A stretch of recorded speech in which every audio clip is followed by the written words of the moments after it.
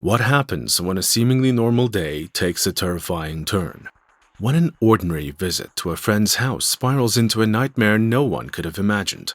That's exactly what happened in Rockford, Illinois, when Christian Soto turned a peaceful afternoon into a bloodbath that left multiple people dead and the community shattered. It all started with a simple hangout, something friends do all the time. But what came next was pure chaos, ending in an unimaginable series of violent events. In just one day, he went from hanging out with a friend to committing murder after murder, each more brutal than the last. Join us as we dive into the terrifying case of Christian Soto, the man who claims a laced joint turned him into a killer. On March 27, 2024, 22-year-old Christian Ivan Soto headed into his childhood friend Jacob Schock's house. It was meant to be a regular visit, nothing out of the ordinary. Just two friends hanging out and smoking, something they'd done many times before. But that day, something was different. Soto would later claim that Jacob had laced the weed they smoked with an unknown substance, causing him to lose control over his mind. Whether that's true or not, what followed was pure horror. Christian, consumed by paranoia, became convinced that Jacob had betrayed him. In a moment of madness, he grabbed a knife from the kitchen and stabbed his friend. The violence was quick, brutal, and unexpected. But the tragedy didn't end there. Jacob's house, located on Holmes Street in Rockford, became the scene of unimaginable terror. After fatally stabbing Jacob, Christian's rampage continued. Jacob's mother, 63-year-old Ramona Schubach, was in the wrong place at the wrong time. She too became a victim of Soto's paranoia as she turned the knife on her, ending her life in a brutal act of violence. By now, Christian was no longer just acting out of paranoia. This was full-blown madness. But the nightmare didn't stop at Jacob's house. Christian fled the scene in his black Chevy Silverado, but he wasn't done. His next target was a completely innocent man, 49-year-old Jay Larson, a mail carrier who had worked in Rockford for 25 years. Witnesses described the scene as terrifying. Soto attacked Larson in broad daylight, stabbing him repeatedly. But the violence escalated even further when Christian got back into his truck and ran over Larson not once, but twice. Larson never stood a chance against Soto's rage, and by the time witnesses could get help, it was already too late. While police were still dealing with the carnage on Holmes Street, more 911 calls started pouring in. Christian had moved on to another home, this time targeting a family. He stormed into the house of Darlene, her son Jacob, and her daughter Kathy. Armed with a katana-style knife, he attacked them in their own home. The family bravely fought back, but the injuries were severe. Darlene was stabbed near her eye, Kathy was slashed on her chin, and Jacob was injured on his forehead. Somehow, in the midst of all this violence, they managed to defend themselves and force Christian to flee. But was that the end of Christian's reign of terror? Well, no, he did not stop there. The police were called to yet another home on Cleveland Avenue. Inside the basement of that house, they found two injured teenage girls and one dead, 15-year-old Jenna Newcomb. According to the survivors, Sheila and Kia, they had been watching a movie when Christian burst in, demanding to know where a gun was. Armed with Jenna's softball bat, he brutally attacked the girls. Jenna didn't survive. Sheila and Kia, though severely injured, managed to escape with their lives. In the middle of all the chaos, Kia somehow managed to dial the police, her voice shaking with fear. What she witnessed was beyond terrifying, but there was more heartbreak ahead. Later, Sheila and Jenna's mother would reveal something that crushed the hearts of everyone who heard it. Jenna had bravely fought to protect her sister during the attack, a final act of love that made the tragedy even worse. Jenna, full of life and nearing her 16th birthday, should have been celebrating her youth. Instead, her life was cruelly cut short. But the nightmare wasn't over yet. After leaving Jenna's house, Christian Soto continued his violent rampage. He smashed through the window of another home on Florence Street, armed with a knife. Inside the house, he attacked a woman, but this time, the woman managed to escape, running for her life through the streets. She fled to a front yard on Eggleston Road, hoping to find safety, but Soto pursued her, unwilling to let her go.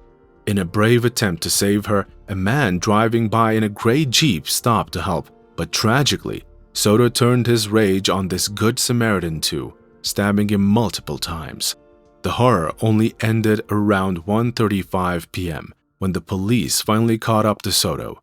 Covered in blood and exhausted from his violent spree, he dropped his knife right at the woman's feet as the officers closed in. When the police took Soto into custody, the full extent of his brutal actions became clear. He was still wearing the same gray sweatshirt and blue jeans, both soaked in blood. His hands were cut from the violent acts, but he was taken to the hospital for minor treatment before being released to the police. After reading him his Miranda rights, Soto admitted to the attacks, confessing that he had stabbed the mailman and the others. He also admitted to breaking into homes and assaulting the people inside. He described how he found the bat inside one of the homes and used it to attack 3 children. The blood-covered bat was later found in an upstairs bedroom. This gruesome discovery would form part of the city's charges against him. The scale of Christian Soto's violence is hard to comprehend. 4 people lost their lives, and 7 more were injured. The brutality of the attack left the entire community in shock, and it's clear that this wasn't just an act of chaos. It was something much darker, a tragic and deeply disturbing event that will haunt those involved for years. What made the situation even more unsettling is that Soto wasn't entirely unknown to the law. His criminal record, while not extensive, did include a felony arrest in 2020 for damaging property at a local forest preserve. He also had a few minor traffic offenses, but nothing in his past suggested he was capable of the level of violence he unleashed that day. Even the authorities were shocked by the sudden extreme shift in his behavior. The question is, what pushed Soto to commit such horrifying acts?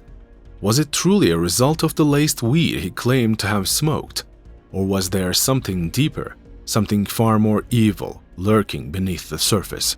Adding to the mystery is the fact that initial drug tests didn't find any substances in Jacob's system. Soto's claim that the joint had been laced with something dangerous began to crumble. But despite this, Soto's mental state remains a significant part of the investigation.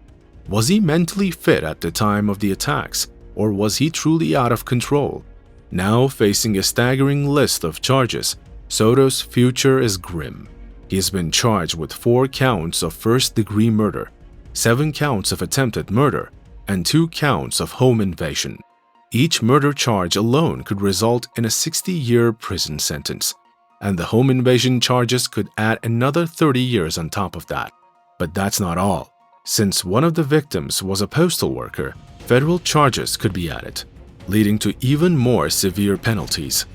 Christian Soto's chances of ever walking free again are slim to none, and many believe that justice will be served for the victims, and he is currently under trial.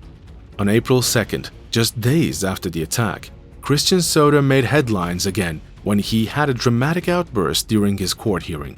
Standing in an orange prison uniform with his hands restrained, he shouted at the judge, "Only God can judge me." His emotional display shocked everyone in the courtroom as he continued to refer to the people around him as puppets and serpents. This moment highlighted just how unhinged Soto's behavior had become, but it also sparked further questions. Was this outburst a genuine reflection of his mental state, or was it an attempt to gain sympathy from the court? As the case moves forward, the focus remains on the victims and the families left behind. Jenna's mother wanted the world to know that her daughter died a hero, protecting her sister and friend. Jay Larson, the dedicated mail carrier who had served Rockford for over 25 years, was remembered with deep respect by his community. His commitment to his job and his kindness left a lasting impact, and his loss is felt deeply by those who knew him. Even President Joe Biden expressed his sympathy, offering prayers for the victims and their families. In a statement, he also praised the quick actions of the local police, saying their efforts likely saved many more lives that day. The tragedy in Rockford has left a lasting scar on the community. 4 lives were lost, and countless others have been changed forever. As Christian Soto faces his day in court, the people of Rockford continue to search for answers, trying to make sense of the senseless violence that unfolded that day. What do you think about this case? Do you believe Christian Soto's claim that laced weed drove him to commit such horrific acts? Or do you think something else was behind this violent rampage?